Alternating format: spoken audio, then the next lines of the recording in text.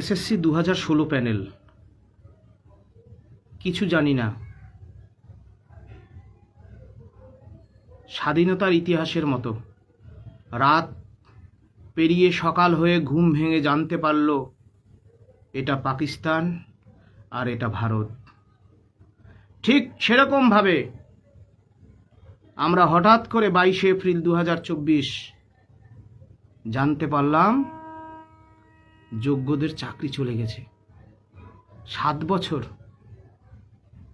শিক্ষকতা করেছি, ভোট দেওয়া করেছি, আমরা ভোট নিয়েছি, তারা এমপি এমএলএ হয়েছে, করোনার সময় সার্ভিস দিয়েছি, আমাদের ছাত্ররা ডাক্তার হয়েছে।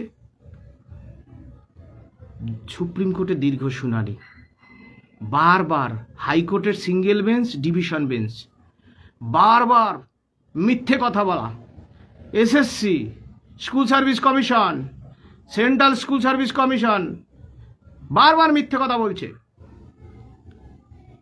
কারা দুর্নীতি সুবিধা পেয়ে চাকরি পেল আর কারা পেল না, দিল না তালিকা।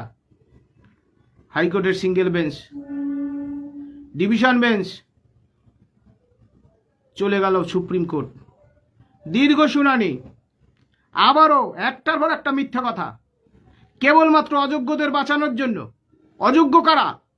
যারা সাদা খাতা দিয়েছে, যারা ওই রেড চার্টে চাকরি নিয়েছে 15 লাখ 20 লাখে, তারা অযোগ্য। তাদেরকে বাঁচানোর জন্য মরিয়া প্রচেষ্টা করেছে রাজ্য সরকার। অনেক কিছু বলার আছে। আগামী 1 সেপ্টেম্বর এসএসসি অভিযান, সেই অভিযানে আপনারা সকলে আসুন। আসছি এক এক করে। আজকের 3রা এপ্রিল 2025 সুপ্রিম কোর্টের রায়ে একেবারে অযোগ্যগুলোর পাশাপাশি যারা গ্রাম বাংলার আদিবাসী ঘরের ছেলে, রাজবংশী ঘরের ছেলে, মতুয়া ঘরের ছেলে, সাধারণ ঘরের ছেলে, নৈশ শেখ, কামতাপুরি, গেটার কুচবিহার, সাধারণ খেটে খাওয়া ঘরের ছেলেগুলোর যোগ্যদের চাকরি চলে গেল।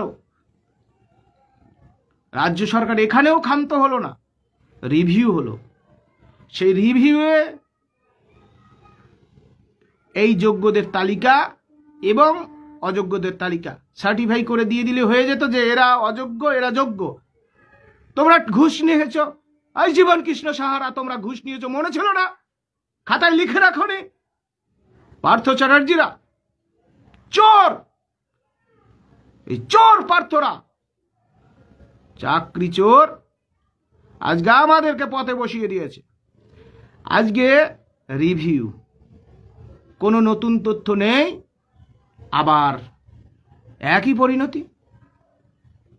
কিন্তু রিভিউয়ের শেষে বলছেন যে 3 এপ্রিলের রায় যে কাদের ফ্রেশ সিলেকশন নিতে বলা হয়েছে, যারা নট স্পেসিফিক্যালি টেন্টেড, বর্তমানে যারা আনটেন্টেড, কিভাবে আনটেন্টেড বলবো, আর যারা ডিজেবল, তাদেরকে এজ রিল্যাক্সেশন আর আদার কনসেশন দিয়ে একটা ফ্রেশ সিলেকশন করতে বলা হয়েছে। ফ্রেশ সিলেকশন, আপনি বড়জোর একটা ইন্টারভিউ, বড়জোর একটা ডেমনস্ট্রেশন নিতে পারেন, একটা পদ্ধতির সিলেকশন পদ্ধতির মাধ্যমে তাদেরকে চাকরিগুলো নিশ্চিত করতে পারেন। লজ্জা করে না? লজ্জা করে না চোর এসএসসি? আপনি চাকরি খেয়ে নিয়েছেন, 7 বছর চাকরি করার পর আপনি আবার সুপ্রিম কোর্টের সেই রায়কে একটা ক্লারিফিকেশন চেয়ে এমএ ফাইল করে বলছে আমি রিক্রুটমেন্ট করব। এসএসসি 2016 প্যানেল, এসএলএসটি 1 বা আমাদের শিক্ষাকর্মী আরএলএসটি, সেই মামলার পরিপ্রেক্ষিতে তিনি এসএলএসটি 2 2025 একটা নোটিশ বার করে দিল, সবাইকে বসিয়ে দিল। যারা টেন্টেড, যারা চিহ্নিত অযোগ্য, তাহলে ওএমআর শিটের ভিত্তিতে সিবিআই তদন্তকে মান্যতা দিয়ে এই টেন্টেড চিহ্নিত হয়েছে। কেন আনটেন্টেড চিহ্নিত হবে না? কেন? কি অপরাধ করেছি আমরা? আমরা সাদা খাতা দিইনি, ঘুষ দিইনি, সেটা আমাদের অপরাধ? আজকের দীর্ঘ শুনানির পরে আপনারা দেখেছেন আজকে শুনানি ছিল মাননীয় মহামান্য সুপ্রিম কোর্ট। সুপ্রিম কোর্ট সেখানে বলেছে যে যারা অযোগ্য তাদেরকে আপনি আগামী 7 দিনের মাথায়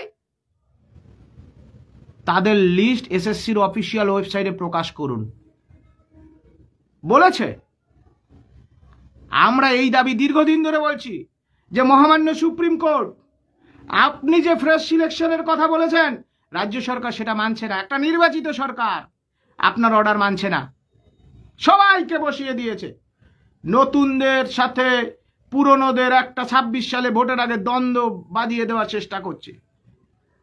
তাহলে এই অযোগ্যরা অযোগ্য তারা যদি চিহ্নিত হয়ে যায়, বাকি কারা পড়ে রইল? আনটেন্টেড। এসএসসির মাননীয় চেয়ারম্যান সিদ্ধার্থ মজুমদার তিনি বলছেন, আমি সিদ্ধার্থ মজুমদার এসএসসির চেয়ারম্যান, তিনি হলফনামা দিয়ে এফিডেভিট করে সুপ্রিম কোর্টে আইএ ফাইলে বলছেন, ভিডিওটা শেয়ার করে দিন, আগামী 1 সেপ্টেম্বর আর যাতে সুবল না হয়, কোনো বোনের যাতে সিঁদুর মোছার খেলা যা রাজ্য সরকার শুরু করেছে যা না হয়। সুতরাং এসএসসি অভিযান 1 সেপ্টেম্বর সবাই আসুন। যাই হোক, আসছি এক এক করে। তাহলে আপনি আইএ ফাইল করে বলছেন 8 নম্বর পেজে যে 15,800 জন আনটেন্টেড। আপনি আনটেন্টেডদের তালিকা এসএসসির অফিসিয়াল ওয়েবসাইটে প্রকাশ করতে হবে। সেই দাবিতে আপনারা আগামী 1 সেপ্টেম্বর এসএসসি অভিযানে আসুন। আজকে রাজ্য সরকার নিজেদের চাকরি চুরির দুর্নীতি ঢেকে দেওয়ার জন্য একটা হযবরল পরীক্ষার ব্যবস্থা করেছে। ওই পরীক্ষা আমরা বয়কট করলাম। কেন বয়কট করলাম? সুপ্রিম কোর্ট যে ফ্রেশ সিলেকশন করতে বলেছে, সেই ফ্রেশ সিলেকশনে আমরা অবশ্যই অংশগ্রহণ করব। 3 মাস পিছিয়ে দিক। আমরা নতুন চাকরি প্রার্থীদের ক্ষেত্রে বলি, 10 বছর ধরে বাংলায় শিক্ষক নিয়োগ নেই, বিদ্যালয়গুলো শেষ হয়ে যাচ্ছে, হাহাকার চলছে। নতুন চাকরি প্রার্থীদের সাথে আমাদের কোনো বিরোধ নেই, তাদের প্রত্যেকের নিয়োগ নিশ্চিত করুক রাজ্য সরকার, তাদের পরীক্ষা নিক। কিন্তু এসএসসি 2016 প্যানেলে মামলার পরিপ্রেক্ষিতে আজকে এসএলএসটি 1 কোথায় গেল? মামলার পরিপ্রেক্ষিতে যে ফ্রেশ সিলেকশন, সেই ফ্রেশ সিলেকশন নিতে হবে, তার জন্য সময় চাই। এই পরীক্ষা, এই যে পরীক্ষা মিশিয়ে দেওয়ার যে পরীক্ষা, এই পরীক্ষা আপনি 2 মাস 3 মাস পেছন। আগামী 2রা নভেম্বর এবং 9 নভেম্বর আপনারা ডেট ঠিক করুন, আমরা আলোচনা করে ঠিক করব। নইলে এই অশান্তিকর পরিস্থিতিতে পরীক্ষা নিলে তার ফল হবে ভয়াবহ। আমরা এই কথা বলে দিলাম।